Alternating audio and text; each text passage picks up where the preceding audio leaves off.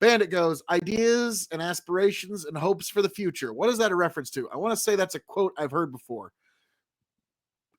Um, I usually say that in reference. It's kind of like a paraphrase. If you've ever seen the end of Metal Gear Solid 2, where the boss gives a speech to Snake and she talks about the fact that there's no such thing as irretractable enemies. And that, like, it's one of those things where media can really have an impact. Like Metal Gear Solid, or no, it was Metal Gear Solid 3, the end of Metal Gear Solid 3. I remember that one had a profound impact on Tony and I. Like when the boss gave her speech about there being no such thing as an irretractable enemy at the end, it was moving. It was moving. If you've never seen it, you really do. And then you give the Fallout War. War never changes. But that's also why in Metal Gear Solid 4, Snake, the very first line is, war has changed.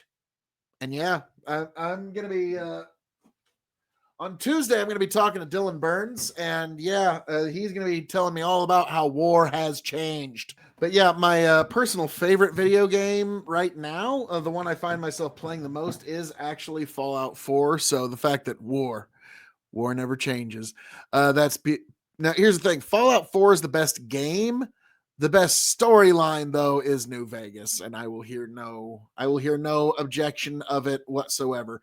Their factions were perfect juxtapositions to each other, and Fallout 4 is just trying to do all it can to recreate that, and it fell a little short. But great game. I love settlement building. It's like my own zen, okay? Like I shouldn't say that, but you know what I mean. It's like I can just kind of relax, just kind of build a settlement for an hour. Let's see, Bandit goes, I prefer Fallout 3 over New Vegas, but that came down to geography, and I see New Vegas as the first Marvel movie to come out after Endgame. Okay. Okay. Now, to me, what I loved about New Vegas was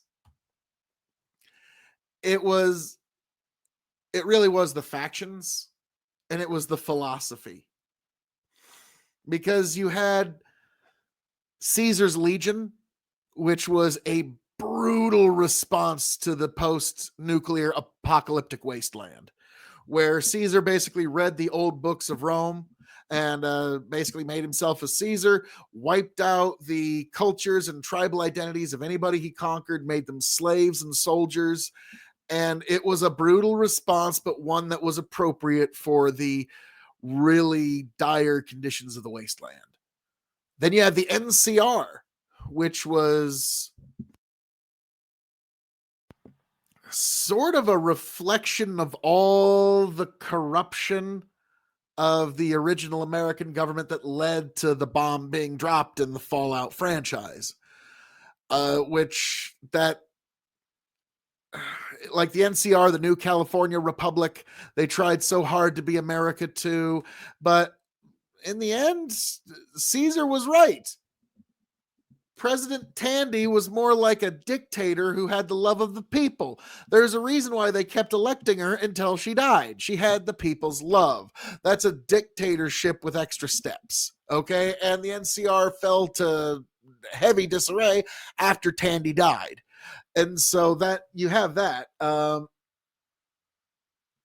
then you have the other faction, which is Mr. House and him running New Vegas. And he's like sort of like Walt Disney meets Elon Musk and Jeff Bezos. I don't like, because he's like frozen in the basement, so it's kind of like making fun of Walt Disney's head being frozen. But he is like a hyper capitalist, and he talks about like how he wants to start bringing back industry. And to me, that was the faction that most interested me, because he was actually going to try to bring back industry and try to bring back a reason for there to be people and give people jobs and careers and reasons to not keep killing each other. So to me, Mr. House was in a weird way, the most ethical option of the major factions. I also just love the Kings. I thought that was hilarious that it was these people who found this emporium of Elvis impersonator stuff. And so they all talk like Elvis. They all like, where are the kings, Daddy? We talk like the king of cool. He was the king. And they didn't know who his name was.